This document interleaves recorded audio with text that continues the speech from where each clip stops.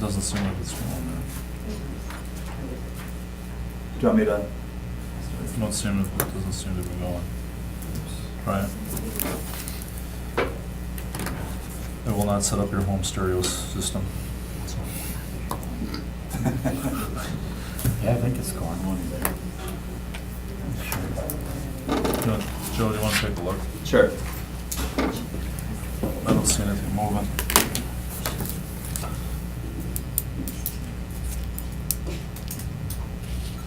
Batteries? It should be gone. Recorded. Doesn't seem to be moving. On the bottom here? Okay, well, I trust you. All right. Let's hope so. All right, welcome to Personnel for February 27th, 2018. Again, Alderman Stoyer, I'm here. We have Alderman Duane, Alderman Slotnick, and Alderman Netting sitting in for Alderman Moore. Number 2, adoption of the agenda. Move adoption. Okay, so we have a second. Okay, all in favor? Aye. All opposed? That passes. Number 3, approval of the minutes from the February 13th, 2018 meeting. Move approval. Okay. Second. All in favor? Aye. All opposed? Number 4, that passes. Okay, number 4, a consideration with possible action on request to fill the following replacement positions and all subsequent vacancies resulting from internal transfers. Make a motion to take A through C. Okay, do we have a second? Second. Second, okay. Any other discussion? All in favor? Aye. All opposed? Motion to approve 4A through C. Do we have a second? Second. Okay, all in favor? Aye. Aye. All opposed? That passes. Thank you. Number 5, consideration with possible action on request by Alderman Swery and Zima to create a policy regarding the type and length of minutes for all city meetings.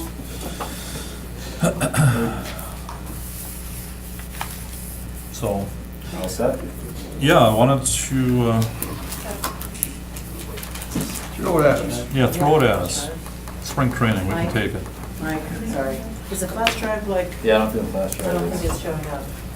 Flash drive. Yeah. It's not.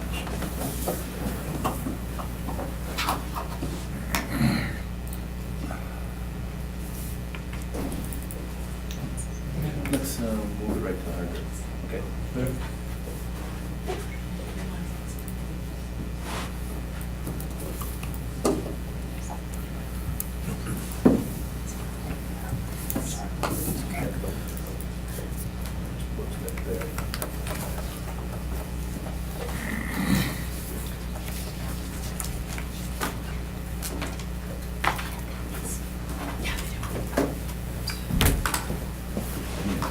Yeah.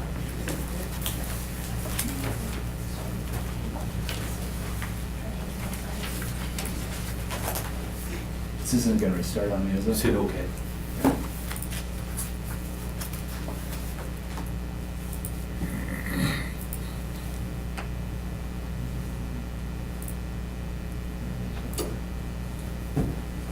Go down to There this. we go. Yeah.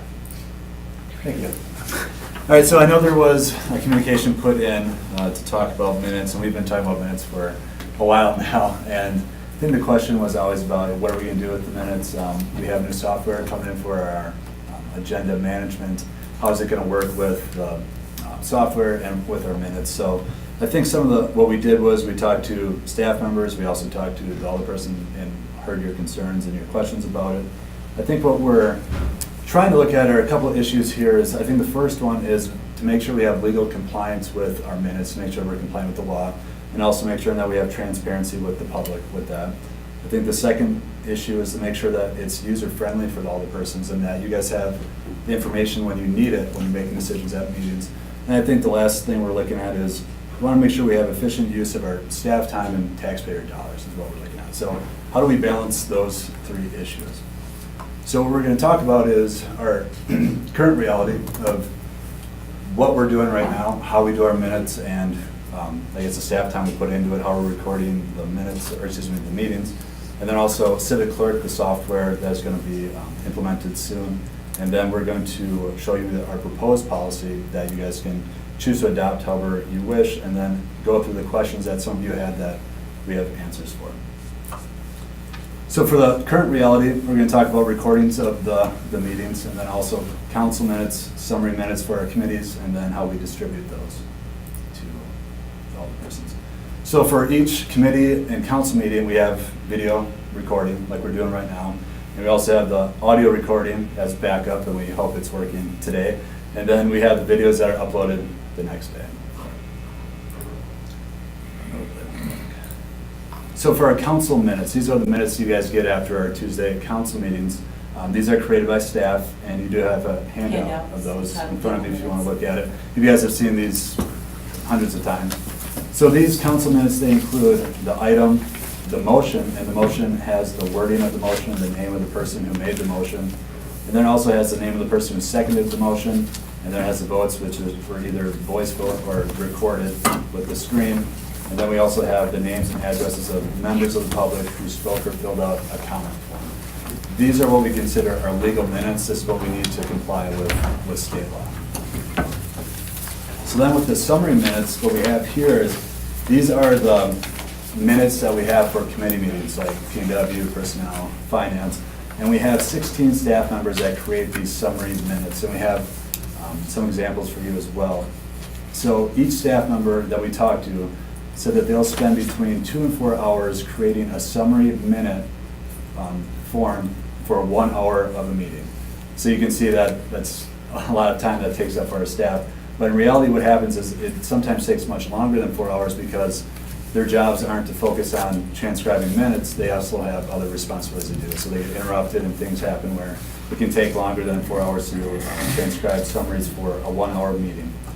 And then what happens once someone will put the summary minutes together, then we have manager or senior staff review those minutes to make sure that they're correct, and we send them to all the persons. So this can take from 1 to 5 days to create and distribute these minutes based upon how long the meeting is. So in distribution, for all the agendas and minutes, we distribute these in the Friday mail packet. We have physical copies that are given out. You can see on the bottom here that we actually make 95 physical hard copies, every Friday, or about that, I think, for the Friday packet. And then we also email it to all the persons. And each department, when we have in those Friday mail packets the summary minutes, they're always a little bit different. So personnel summary minutes are a little bit different than P&W because we're humans and we just kind of hear things differently, type them up differently. So right now, our summary minutes of every committee meeting or commission meeting is a little bit different. So now I'm going to talk about Civic Clerk, which is our agenda management software. Talk about how we're going to record the meetings, and then Rev.com, which will transcribe those meetings, and then ADA compliance and how we have to abide by that, and then the verbatim minutes that we will have, legal minutes, and then the options that you guys will have to use this information. So this is an example of Green Cove Springs, Florida. I know Alderman Sladak, you asked if we could show some examples. This is a municipality that does use the software, and our page will be a little bit different than this, but it looks similar to it. And you can see here that these links over here you can click on that will bring you to the video and the council agenda for you guys to look at. This would also be accessible to the public as well. So if you clicked on the video or the agenda, you then will have here all these meetings and the dates here. And then you can click on the agenda for them, the minutes, and then we'll have the video that you can click on as well. This page has audio here. I don't think we'll have audio, but the hope is that we'll have a link that will link to verbatim minutes, and I'll talk about that in a little bit. But this is what we'd have. So if you clicked on, you want to see the meeting for March 20th, 2018, you click on the video, and then it would bring you up to this. And you can see down here that you can search through the video by clicking on whatever agenda item you want to look at. So that'll be pretty easy to search through. So for recording these meetings and council meetings, we're going to have, they're going to be video and audio recorded. And we're also going to have a meeting manager. So at personnel, to give you an example, Melanie would be at the meeting marking the video so it can show up where you can click on each agenda item when you go and see the video. So back here when we have 4.1, we'll have the meeting manager marking that so it shows up on the website. And there will be a meeting manager, I presume, at each meeting. Yep. So then we'll have videos will be made available to alders before the rev.com file comes out. So rev.com will transcribe and put the closed captioning. You will get the committee video before the public gets it because we won't be in compliance with ADA until we get the closed captioning on it. So you'll get the video as soon as possible. And then once we do have that closed captioning from rev.com, we then will upload it for the public to see. So rev.com, which I mentioned, that is going to be the service that's going to take our videos and they're going to create closed captioning so it can be compliant with American with Disabilities Act. And there's a handout for you to look at as well there. So this year we budgeted $40,000 for this service to have closed captioning in our, for our meetings and for the videos that go to the public. And Civic Clerk and rev.com will coordinate to make sure that these videos are on the Civic Clerk agenda management system on the website.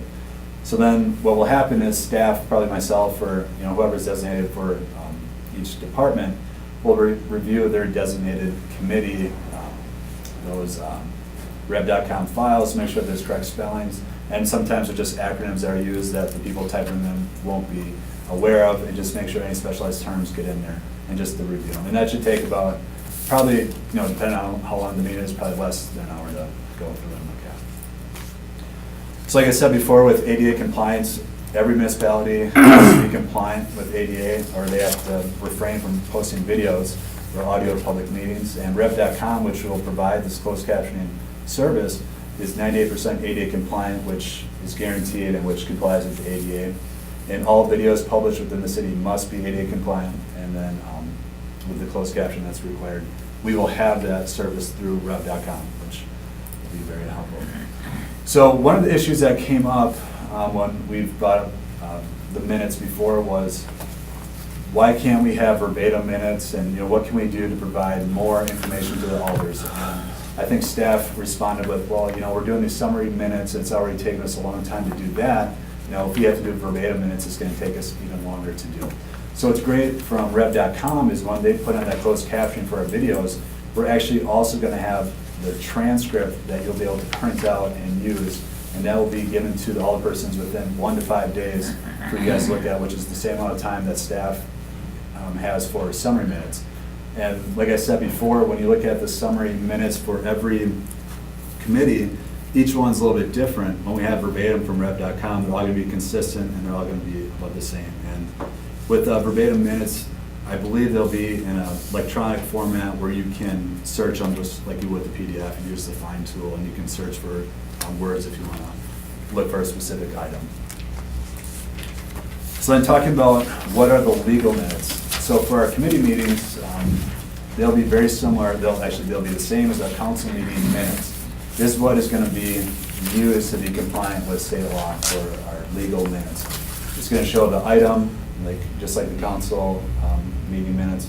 It's going to have the motion with the wording of the motion, the name of the person who made the motion. It's going to be the name of the person who seconded the motion. It's going to have the votes on it, and then the names and addresses of members of the public who spoke or filled out a comment form. And this will be searchable as well.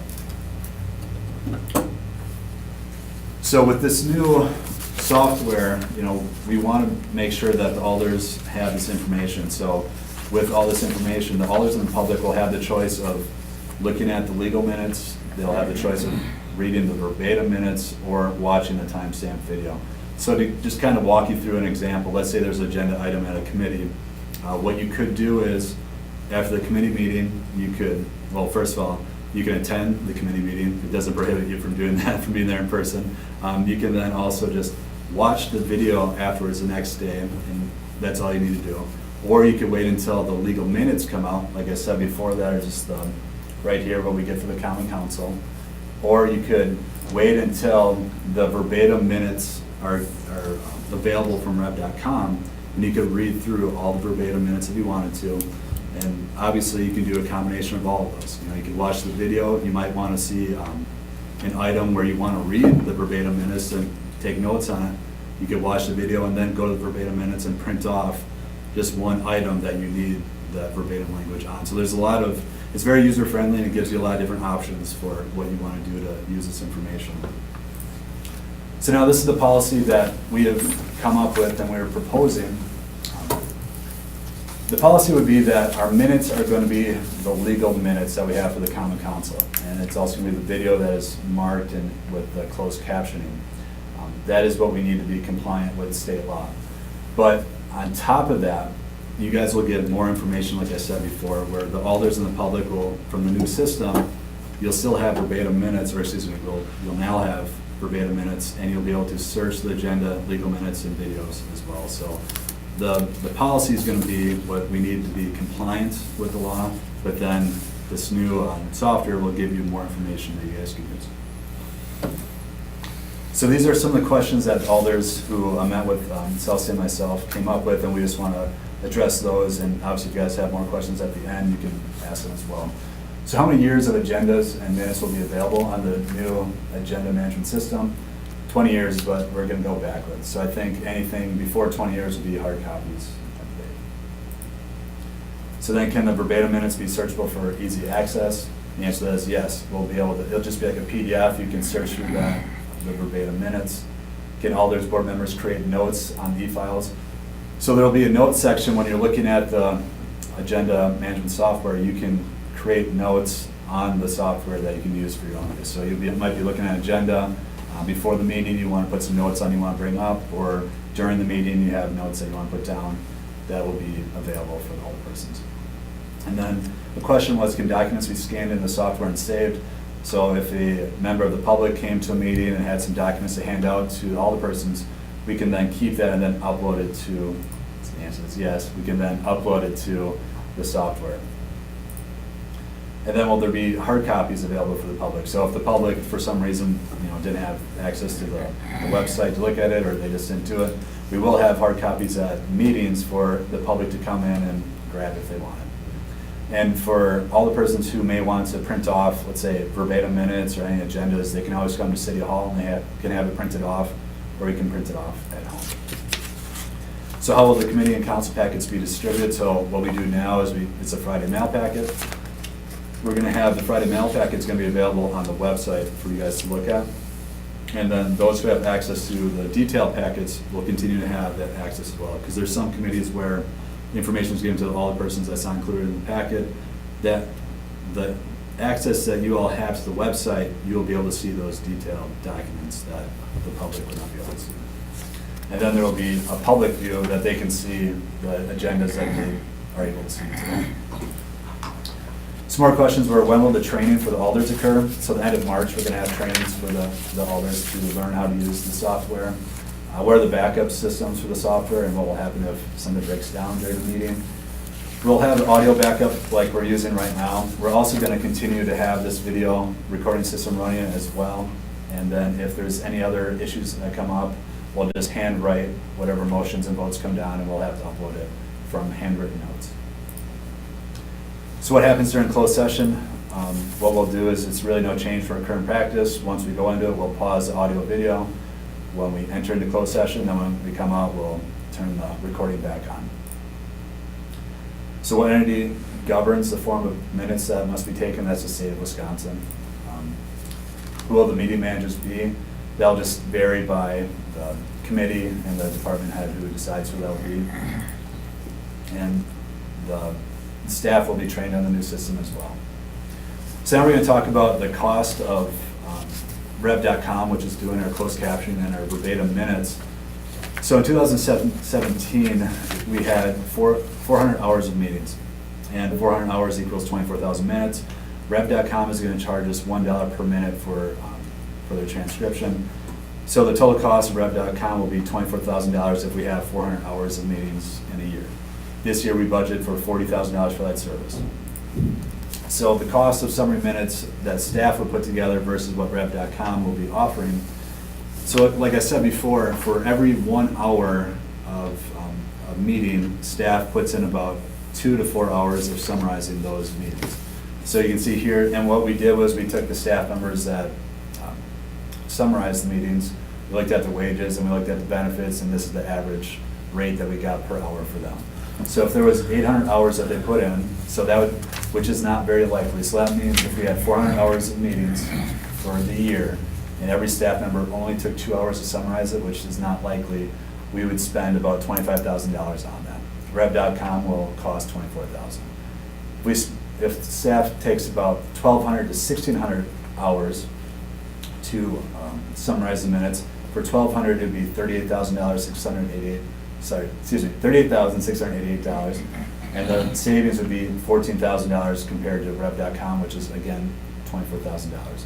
And for 1,600 hours, it would cost us $51,584 compared to $24,000 from Rev.com, at a savings of $27,584. And I think a good cost-saving estimate would be around $15,000. It's probably it would take staff about, I think, 1,200 hours to summarize all our minutes and substitute in Rev.com. I think the savings would be closer to $15,000, but this gives you a pretty good range of what the cost savings would be. You guys have any? And Thank you. one thing too, I'd like to say, I'd like to thank Celestine and Mike and Shelby for helping out with this as well. Okay. Thank you, Joe. Yeah. I really appreciate that. I think that one of my questions definitely was the cost, and you showed that in your graph. Just a couple of questions. You know, and maybe, I think you may have answered some of them. I think the minutes that are taken from, they're taken differently by different people at different meetings. So my feeling is that if you had the verbatim minutes, that would cover everything. You know, I know that some of the alders are looking for the flavor, if you will, of everything's it would take a little time for them to glean through these and get to that part, but there's a lot of one-line answers here that people can glean through quickly and get to the gist of what was going on. So I feel really good about this, and that's, I will lean toward it because of that. So, anybody else? I had a couple of questions. Some of the boards and commissions don't have video capability right now. I understand that everybody will under the thing, or? There are some, like the bid districts, they don't have meetings on site here, so they will probably just do their minutes as they currently do, but inside our system, so we can roll up their minutes into our packet. So I believe that's how that would work. So that would apply like to the water And transit and commission? water, excuse me, yes. Although neither transit and water come to council for approval. And I guess the second question I had was, do we still approve minutes of the prior meeting? And if so, what are we approving? Are we approving the summary, or what are we approving? Right, so I mean, you would still be approving minutes, and the legal minutes are the minutes you'd be approving. So that's the item, the motion, who made the motion, who seconded it, the vote. And the thought is that's what's legally compliant that we need to Yes. do, but then you'll still get the verbatim minutes they can use if you need to. And just like anything else, if there's an opportunity, if you read the verbatim minutes, and if, for instance, like, we had something from the council meeting, but, a staff member caught it, instead of Baird Creek, it was Bear Creek, because the person who was doing the closed captioning, and by the way, closed captions are done by human beings, not by a machine. So someone is physically typing that. So if you read through the verbatim minutes and you saw that there was something that needed to be corrected, you could do that at the time. You'd say, motion to approve the minutes from the previous meeting. Just mention verbatim minutes need to be changed. And when you talked about things that are for council view but not necessarily the public view, you mean things like the documents that are attached to our agendas, that sort of thing? That kind of- Yeah, and then, of course, any document then that gets offered up into the public eye then becomes public. Right. So like P&W, the P&W packet, and for those of you who've been on P&W, those aren't distributed to the public. They're only for the members of the committee. How about the votes? A lot of times in the minutes it will record how people voted. Does the chairman have to, announce the vote and who voted which way, or how does that get recorded? So you will have tablets that you have to actually press your tablet Oh, you even will? during committee. Okay. Oh, So there's no more voice voting during committee. Is Okay. that correct? I didn't know how that Yeah. all worked. right, that's good. Everybody in You really won't be able to suspense. take a voice vote anymore, because it's going to be recorded. You'll have to actually touch your tablet always. Okay. Anybody else? I guess I have Go ahead. one question, one comment. The question I have is about the timeline. There are gonna be at least 2 new aldermen starting in April. And I don't know if training us on this at the end of March, there's some throwaway there. So think about that at least. Yeah. Is there something that's driving that timeline? Because Joe Moore and I are not gonna need this training, and you're gonna have at least 2 new people to train right after the 1st of April. Think about that, you'll need to respond. Yeah. The other thing I just wanted to comment on, and I mentioned this to Joe when we met, is I think we're gonna have to have a lot more discipline in the meetings around people coming up and speaking to the microphone. Because a system like this, you know, if somebody is deciding they wanna speak from the back row, is not gonna work well. So we're gonna have to have some training about, when we do the training, train people on the discipline that's gonna be involved around making sure that the recording device hears the speech. And we'll be doing that for staff as well, so like Yeah. Mike and Celsius today would have to come up and. Right. I have nothing more. Okay, thank you, Tom. Like I said, like I repeat, with the fact that the verbatim minutes, it's all there, and it'll be consistent throughout all the meetings, so I feel very good about that. So, is there anything else? Would you like to take a motion here? The only comment I would have is we might want to give a little presentation like you did at the full council meeting, so that our colleagues who had questions that aren't here would have the same information. I would entertain a motion. Receive and place on file? Okay. Is that what you're looking for? Is that, No, I Or think, you want to No, accept You need an approval. yeah. well, I think with. possible action? Yeah, I think this asks for a policy.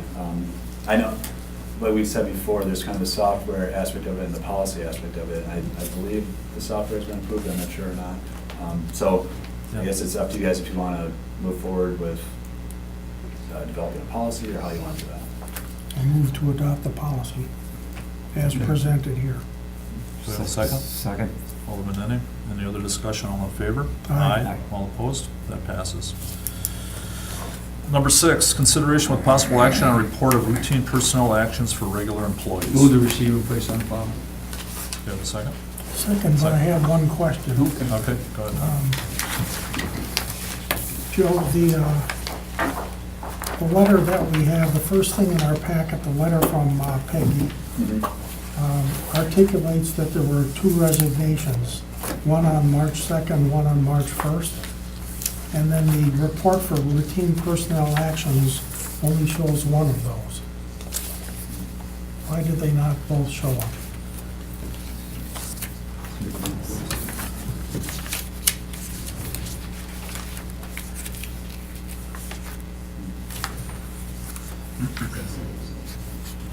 Tom, does it say It might have what? just been an oversight, where we just didn't include it onto the routine personnel format. Just might have been- You see what I'm asking about? Mhm. We've got a Mike Wilson and a Matt Olson that resigned, and only Mike Wilson shows up on the routine report.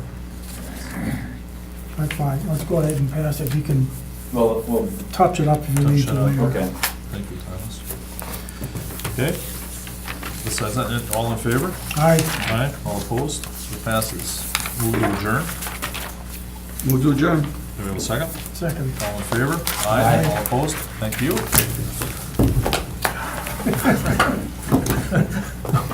We're not gonna go.